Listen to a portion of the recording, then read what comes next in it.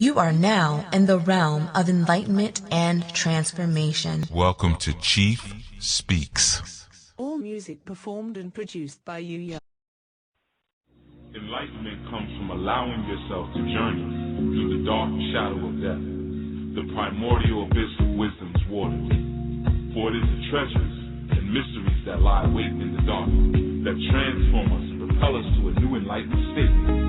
One should never aspire to live in the light nor the dark, but should journey between the two in order to evolve the overall reality into a self-actualized creation. Knowledge is your light, as wisdom is your darkness. The bold interplay of the two in your life leads you to an enlightened understanding of yourself and the inner verse you've created. Male is your enlightenment, female is your transformation, child is your evolution. Woman, accept the light into your darkness, so it may enlighten you. Man, go bring your light boldly into the darkness, so that it may transform you. Enlightenment and transformation. I love you so much because you just don't know what you've just done for me. Thank you so much. Wow. This is like the best call I've had in ages on BTR. So this show was meant for me to be able to hear today, and I'm so thankful. That's his home. Therefore, now a new pathway has now been cut in order to get to the Almighty, where there may not have been one. So the communication with them, if they have enough power and strength to talk to us, the communication will be very So that's one of the reasons I don't get into the current events thing too much, because it starts to become a perpetual alarm clock that we just keep hitting snooze on. I speak to the ascended masters, quote unquote. I talk about spiritual stuff, but I also speak about some very practical, we can do today things. Be as natural as you can be with your spiritual. You can't always go by your feelings, because your feelings are corrupted. Your feelings are just as corrupted as everything else, your chakras and everything else. You got to know what's beyond you, and that's why we have elders. We can't do everything. You can't get everything out of books or weekend certification. You can have the most powerful, ancient, oldest, most, as far as you know, truthful tradition in your hands. And if you still have a dirty spirit, you're not going to get anything out of it. You're not going to learn anything. You're not actually going to grow. I try to teach in a way where I make myself obsolete. That's always been my goal, to make myself obsolete. I really wanted to, kind of big you up. I think you're awesome. There's a lot of elders out here right now that want to know what's going on. They're not getting on Twitter and stuff like that, but they want to be up on the new stuff. Sit down and have some conversations with them. It's not always about hearing their story. It's also about being news reporters for them and letting them know, like, yeah, this is what's happening right now. They may tell you something about what happened in Charleston that you couldn't even. Your spirituality has to create sane spiritual family. Okay, and that family exists first inside of you. You have to express the different expressions of that rainbow coalition of spirits inside of you first. Okay, don't let communities hijack that rainbow. See, the problem is when we come into the conscious community, the dudes are doing the same thing that the women are doing. I just want to say that I really enjoy your show every Sunday, and my friend and I call it going to church. When we call in, we'll be like, you going to church? And I'm like, where have y'all been at? God cannot go against its own truth. So anytime you have an inkling that God is going against its own truth, then God is no longer behaving as God. So therefore, the spiritual community doesn't recognize God. You dig where I'm coming from? Or can we have a new thought? Can we step outside of the books for a second and have a new conversation about hair weaves and wigs? Can we have a new conversation about homosexuality? Can we have a new conversation about vegan eating? We doing all right. It's a good day for an exorcism. 347-945-7680. Call in and let's build.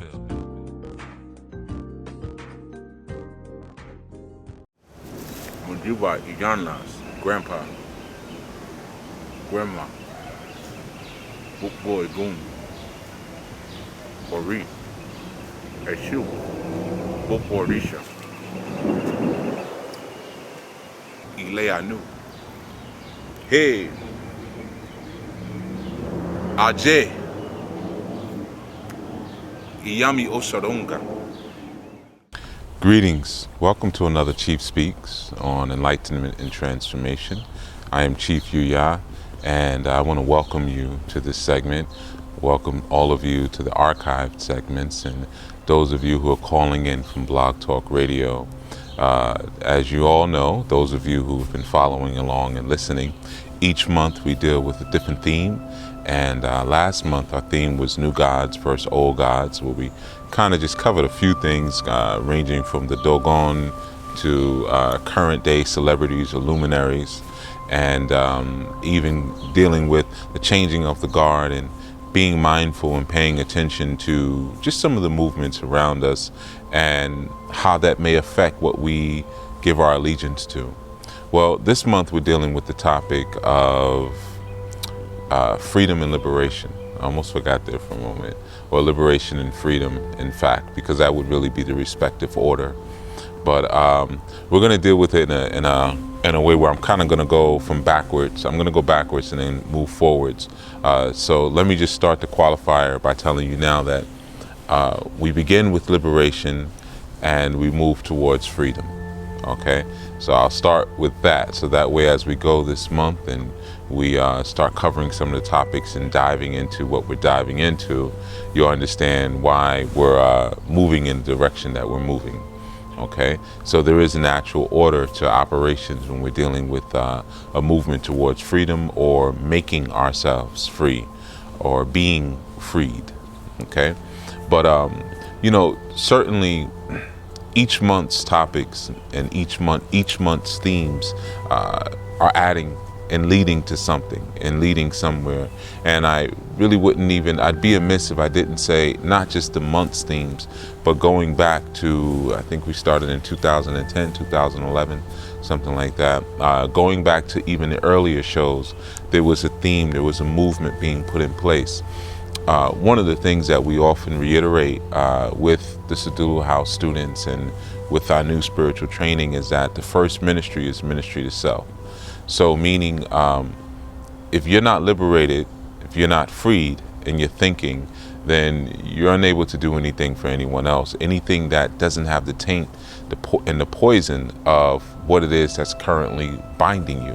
Whether you think that thing is a good thing or a bad thing, anytime you're unable to make a judgment of your own without employing someone else's standard or employing an alien standard, which is really more the issue, then you're not free. So with the topics that we've been covering from our earlier shows and then to our most recent shows have really all been about liberating the self.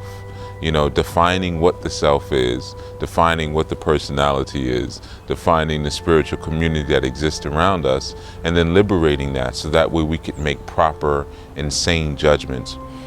So dealing with shows from the Orisha, which is Unleashing Your Inner God, I think was the title to some of those previous shows. Unleashing them so you can not only take a look at them, but also operate at your fullest capacity. Our new spiritual training deals with just dealing with yourself, and that's why so many people sometimes have the difficulty that they do in getting through phase one, which is just the basics, believe it or not. But they have so much trouble with it because they've not been called to look at themselves. They've not been called to deal with some of their latent issues or some of their obstacles or their impeding character defects that may have been able to hold them back from doing the things that they desire to do in their lives. And sometimes we become accustomed to that. We serve the gods of our obstacles. We serve the gods of our own restraints. It gets to that point. Sometimes even the symbolism that's utilized in certain components and departments of a society that's oppressing us, those become the symbols of our worship. Our premier worship, are the symbols of also of our oppression. It's important to understand that your restraint and your loss of freedom is a huge thing. It's a big thing to be able to enslave someone, and it's a big con. In most instances, you're not enslaved brutally nowadays, so it happens through a con game. And the greatest and best cons are not done with a grimace. The greatest and best cons are done with a smile. So many of us have found ourselves re-enslaved, some involuntarily, and some have done it through their own compulsion. But it's always come at the behest of a smile, the behest of a nice firm handshake and a look in the eye, So some of the standards that we've utilized have come from a culture that is actually looking to destroy us. And that's why it's important when we look at new gods versus old gods to see, well, what are the movements that are changing? What are things, how are things evolving in the cosmos, and am I in step? There was a time when many people were speaking about the power of white magic. And there were so many books. You can go into any bookstore and get information on white magic, And white magic is the spirituality or the metaphysical activities that are dealing with the things that we want to manifest that can be seen.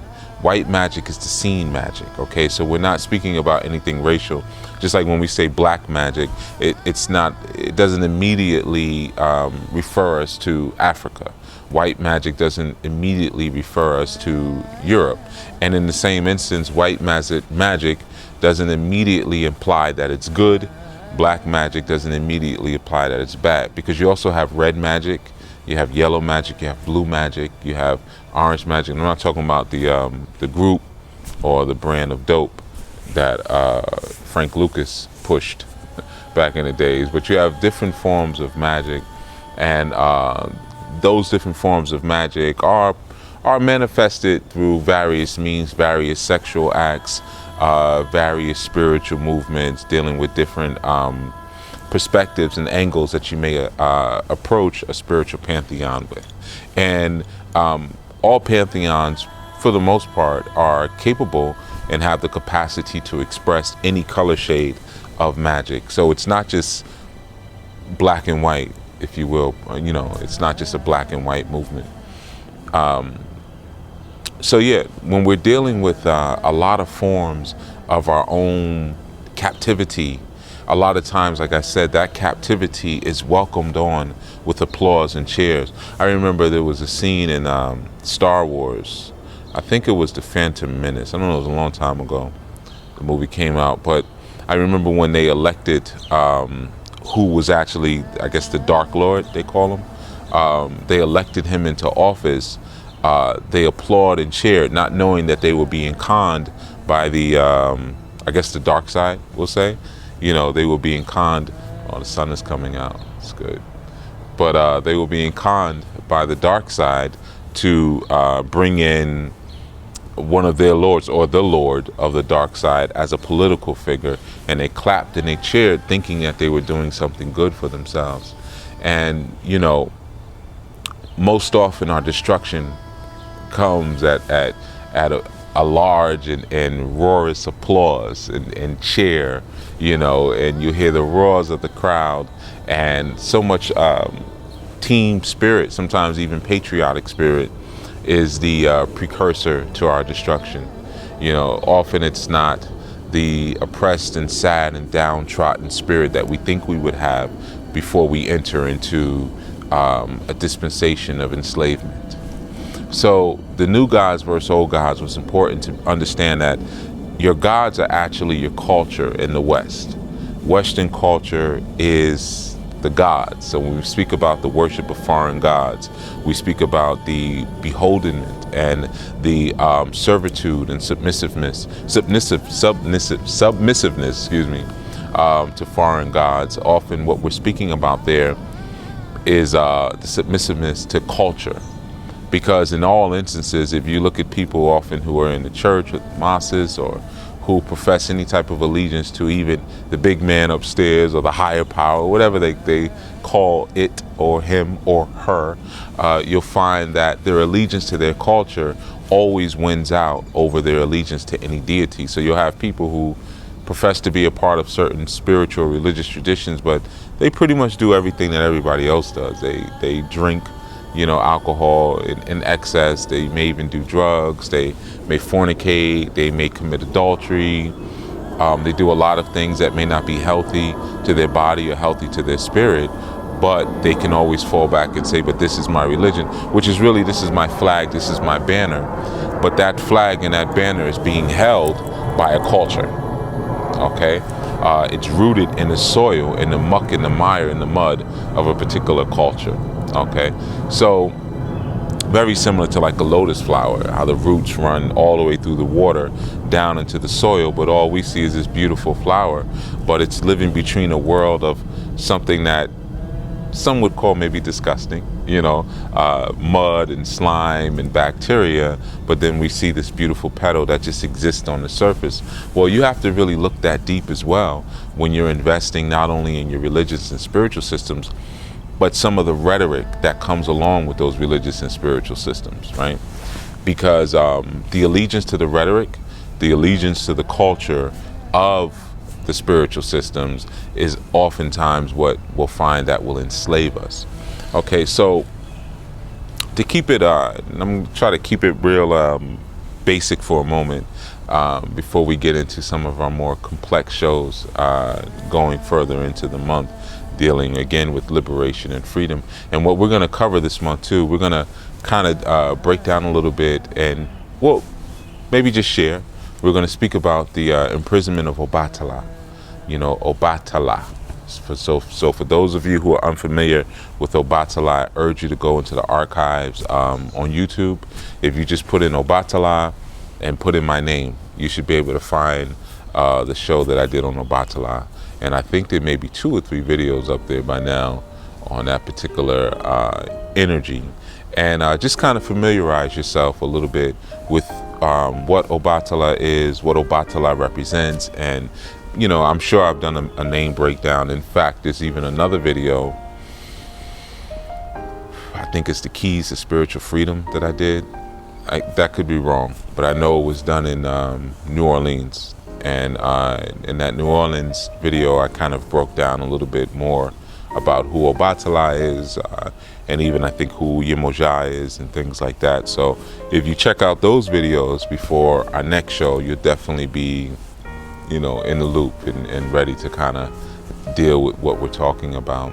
But the imprisonment of Obatala is key because we're dealing with the imprisonment of our creative potential and our creative spark. I mean, there's no coincidence that, especially here in the West, we depend heavily on a recycled culture, heavily on a system of recycling, whether it comes to our fashion, our cliches, you know, our music, and our art, things that we express, things that we creatively spark and we decide that we want to connect to and promote and uplift. Often these are things that are highly recycled.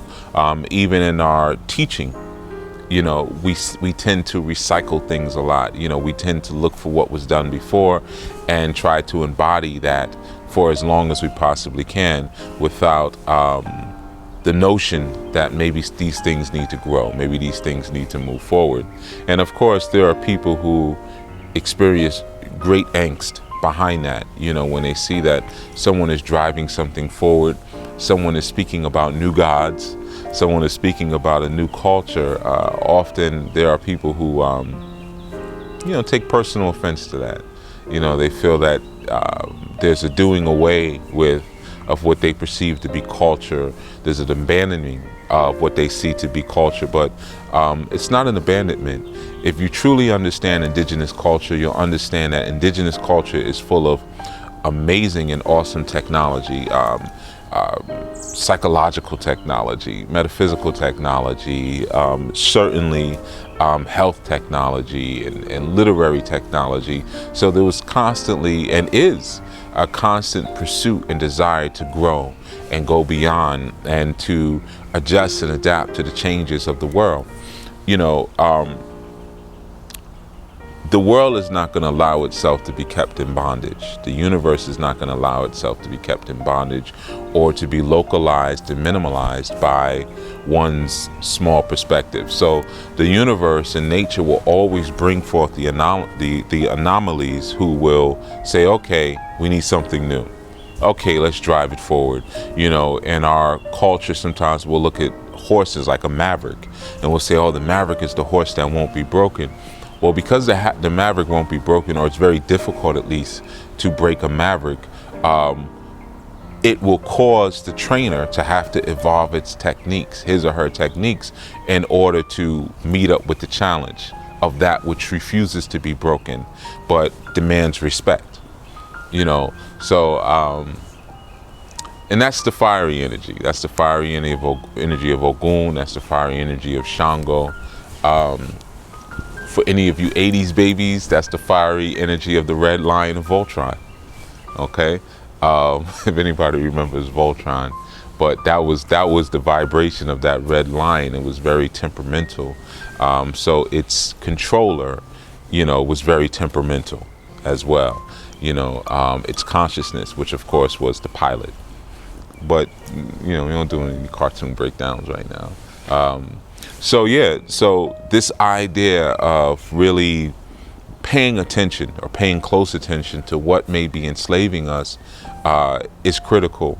You know, when I had, I'd say, a good amount of years in, just in terms of consciousness, one of the things that always was of great interest to me, because around the time when I was really heavy into learning about just my story and our story, our collective story, one of the things that was greatly promoted was the idea of what the melanin dominant people of the world contributed to the world. Because the mainstream educational systems that I have been involved in, and some of just even the mainstream culture and thought, told me there was nothing that my people had contributed other than, you know, sports and entertainment. So having this idea that we were always a burden on the world or just here for the entertainment of the elite was, of course, not acceptable for many of us who were studying. But one of the things that interested me a bit more than that was what, not necessarily what gave me life, what made me better, or what spoke to my world context contribution. What I was always very interested in was what was killing me. Because I felt that what was destroying and killing me was 50% of the equation, but we weren't dealing with that as much. So I wanted to understand about the culture. Is the culture healthy? Are my foods healthy? This exists within culture. Is my religion healthy? This exists within culture. You know, all of these things exist within culture, or the process of cultivating a mind, cultivating certain thoughts and ideas. So I was very interested in understanding what was destroying me, just as much as I was interested in understanding what built me. Okay, so that required a process of liberation and understanding what exactly was needed to be liberated from. Sometimes when we speak about liberation or we speak about freedom, we speak about it in a very rhetorical sense. You know, it's easy to jump up and say, I'm free. No one owns me. No one has ties on me, you know. And of course, because we may be speaking about a movement towards liberation, and we may say, well, I have no chains on me, you know, so because there's no chains on me, I'm a liberated person. But in order to achieve freedom, if it comes through the process of liberation, because many of us are born free, many of us, not all of us, some of us are already born encaged and enslaved. And I'm not speaking about a physical engagement, a physical enslavement, but sometimes through certain elements that are infused in our conception, and in certain elements that are infused within our birthing process, we come out confused. You know, we come out with the stigmas and the poisons and the deviant mindsets of those who created us. So, you know, not every child is given a chance when they start off. Not every child starts off the same. Some have more challenges to fight and to combat when they come through.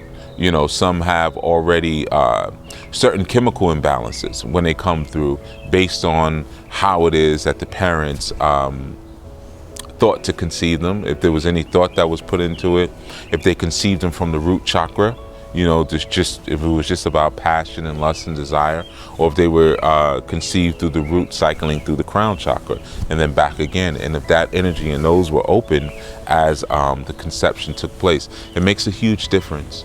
And the chemical balances, of course, through the food, through the assignment of wrong gender ideas, these different things create an imbalance. And I know we live in a society where we're told that anything that we want to do is okay. Anything that we want to do is good for us because we want to do it, because we feel to do it.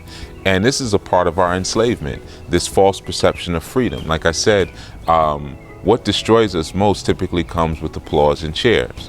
Even in terms of our food, what destroys us most quickly typically is most satiating. It's most satisfying to eat. It's the sweetest stuff. It's the stickiest stuff. It's the gooeyest stuff. It's the stuff that you just can eat a little bit of it and you're full all day. Those are the things that typically will bring us down the most. It's the things that we crave for often. Fake things create those type of sensory cravings. So when we look at the idea of liberation versus freedom, or freedom to liberation, or liberation to freedom, depending on which way we came in, like I said, in most times it will begin with liberation. And the reason being is because many of us come into the world already enslaved. And if we don't come into the world already enslaved, within a few days, we're enslaved. It doesn't take long. It could be the conditions that we're born under, the hospital room that we're in, the fluorescent lights, the square windows, being handled by the wrong people, being handled the wrong way, not having the proper connection and vibratory and sensory tactile connection with our parents, with our mothers, with our fathers, those who are our creators, not being able to come out and our first time we open our eyes seeing our actual deities, our creators, mother and father. Okay, sometimes there's an imbalance, there's a lack of male energy in our families, there's a lack of female energy in our families, and this all now starts to shape the walls of the prison, and now there's a process of liberation that has to take place. And liberation is a process of freeing. Okay, so when one is liberated, it's not, liberation doesn't begin and end with a statement or the declaration of liberation. Okay, liberation begins and ends with a movement towards freedom, but first recognizing what has me in captivity, which often in such a tricky and deceptive culture is one of the hardest things to do. If you look at even boxing, we go back to Muhammad Ali. There was something that I was explaining recently to someone I was helping out, and I was saying, I was showing them different techniques and things, and I said one of the things that you'll understand about the greatest fighters is that they hardly ever blocked. If you look at Muhammad Ali, you look at Roy Jones Jr., you look at Sugar Ray Robinson, even Floyd Mayweather, but you look at a lot of the really great and masterful fighters, there was not a lot of blocking that went on. Most of what they did through footsteps, through footwork. They did through learning how to move, and most of what they did, it was very deceptive and strategic footwork, very deceptive and strategic fighting. One of the things I used to always tell my students when I had my dojos was that martial arts or martial sciences are the sciences of dirty fighting.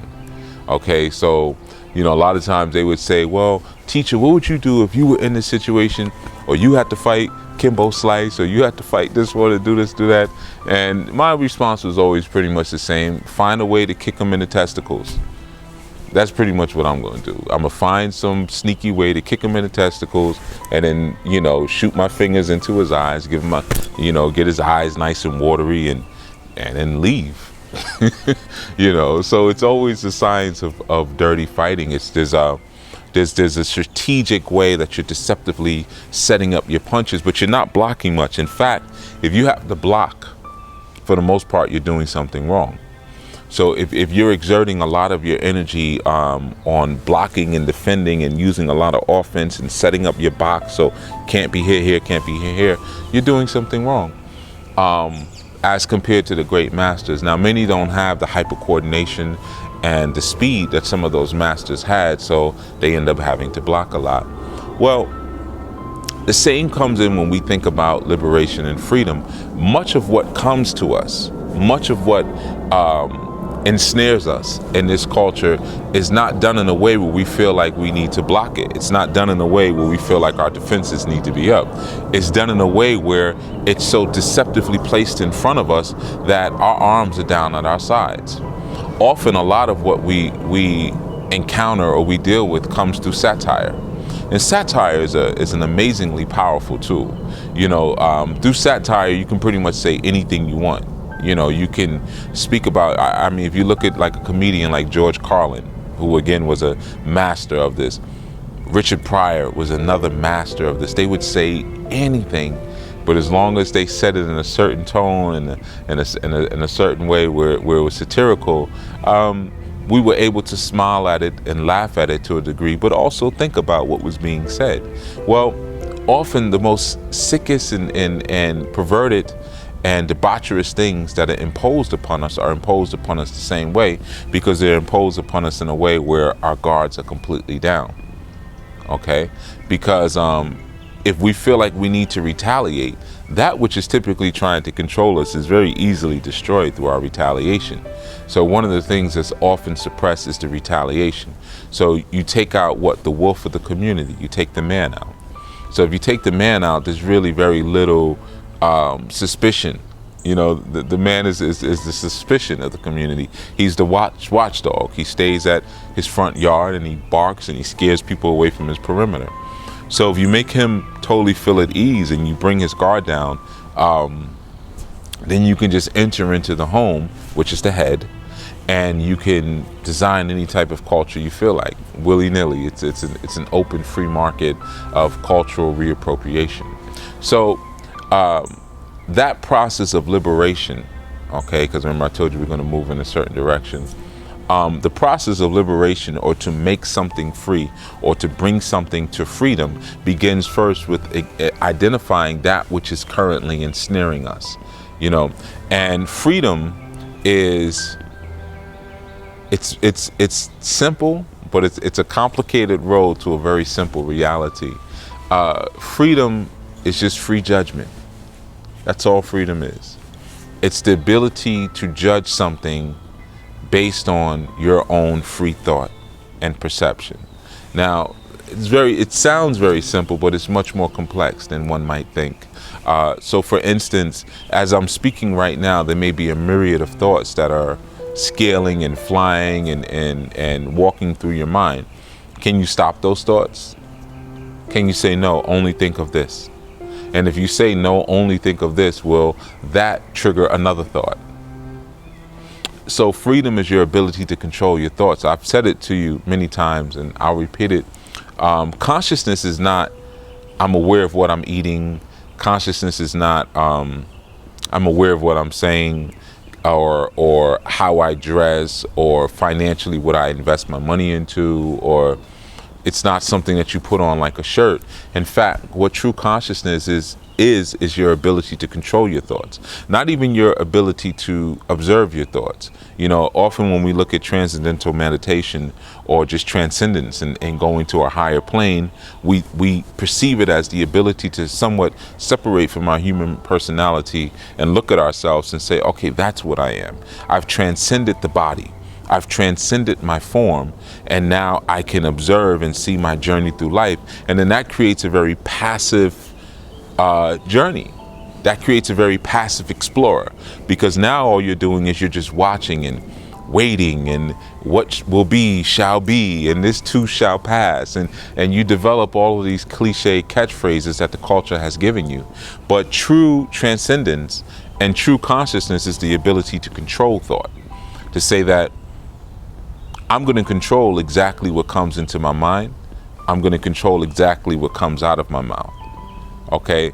And once you're able to control thought in totality, you're able to control your total reality, because your total reality is comprised of mental matter, and even your perception.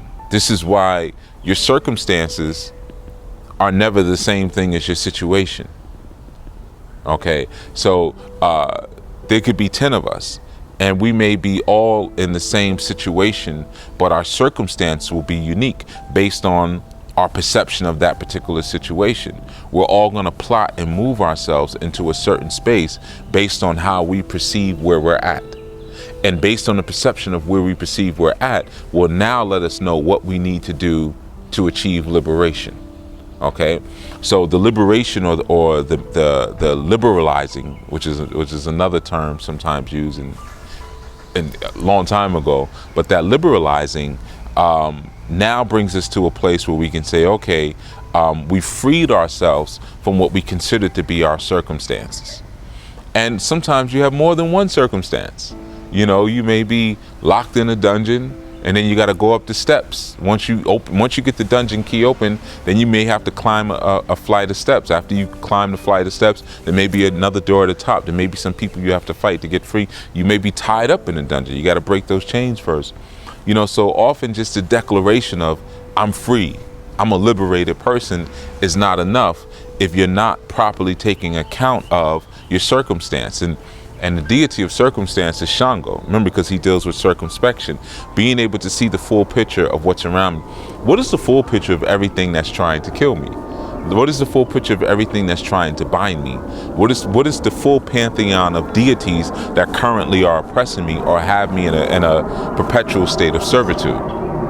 You know, these are the important qualities and attributes of a conscious person. And then even once you do that, achieving consciousness is still achieving freedom. Dome, head, a free head, or free dominion, right?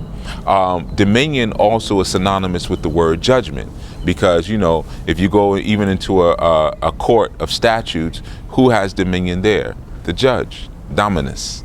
You know, this is their spirit. They'll often tell you that, get out of my courtroom. This is my courtroom. You know, this is my sphere of dominance. This is my sphere of judgment, where I judge things.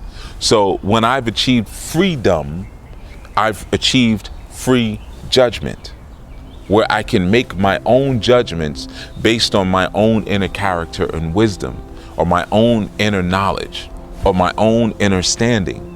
But my judgments are not a product of any type of form of oppression. My judgments are not a product of what some deity that I've created tells me it should be, and it's certainly not a product of some culture, alien or inherent, that has told me how to think, when to think, and where to apply my thoughts. Okay, so we're going to get deeper into this subject, and remember, we're going to cover the imprisonment of Obatala. So you definitely want to, like I said, familiarize yourself with Obatala, and you can even, I'm sure online somewhere there's probably a copy of that story. You could read that Pataki and get familiar with that as well. But we're going to deal with that and several other theories and mythological concepts as it relates to freedom and liberation. This has been Chief Speaks. I'm Chief Yuya, and I want to thank you all for tuning in. Certainly, if you are not a member of our new spiritual training, you can go to saduluhouse.com and join up. The links and everything are always in the descriptions of these shows, but saduluhouse.com, and you can sign up for classes, not just on new spiritual training, classes on chakras, classes on crystals, classes on herbs, classes on oils. Those are up there now as well. And then more forthcoming. You know, this month we're dealing with, we're going to release the class on candle magic. So that will be a good one. I'm a advocate of candle magic, and more, the reason being is because it's not only easy, but candles are cool because they stay burning. So a lot of times when you do the work, you can set your candle outside somewhere, in a glass of water, in a garage, or somewhere safe in sand, and let that thing keep working for you while you're doing something else. And also in dealing with candle magic, you know, we'll be dealing with color magic a bit as well. So understanding how certain colors have certain effects on your rituals and even effects on your lives. You know, sometimes it's something as simple as wearing a certain color handkerchief, the effect that it can have on you and the things that you can do with that. So definitely, you know, be on the lookout for that class, forthcoming class of candle magic. But I'm Chief Yuya. I want to thank you all for listening. I want to thank everyone for the feedback on the videos. Please share the videos, like the videos, subscribe to all of our channels, you know, and just continue to be a part of what we're doing. If you're interested in joining our ministry, anulifeglobal.org is where you need to go, which is ANULIFEGLOBAL.org, and just fill out the join form. And that will get you started on your way as well. And like I said, certainly if you're not a student, please do sign up. Until such time, thank you all, and have a peaceful day, man. Oh, and do something liberating on this July 4th that's coming up. Do something liberating for yourself, not in celebration of July 4th, because certainly that's not everyone's liberation day. That wasn't the liberation day for everyone's group. Some people were still in chains and being abused and misused and mistreated and misclassified as chattel or cattle, as some of you may be familiar, on July 4th, 1776. But certainly you can use the energy of the day to move more towards your idea and your judgment of freedom. Until such time, peace. Anu Nation is home to the Anu spiritual order founded by Chief Jegna Haru Yuya Asan Anu. Some of the components of Anu Nation are Anu Life Global Ministries, Enlightenment and Transformation, Sadulu House, and Osiris Life Spiritual Services.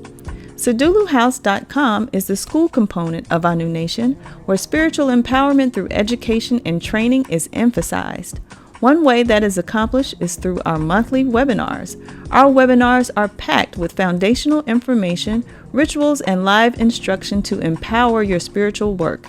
At SaduluHouse.com, you can view our diverse list of topics for this year that range from meditation to sex magic. And you can also register for any of the webinars at your convenience, sign up for our introductory Orisha class, schedule a spiritual reading, and sign up for the Anu Spiritual Training course. Enlightenment and Transformation is the media component of Anu Nation. Here, you can view all of our archive shows from over the years to our current segments. They include Chief Speaks, Masterminds Monday, Anu Asafo, Thunderground Thursdays, and Foundational Fridays. You can also visit us on our YouTube channels. They are Enlightenment and Transformation, Orisha Yoruba, and Anu Nation.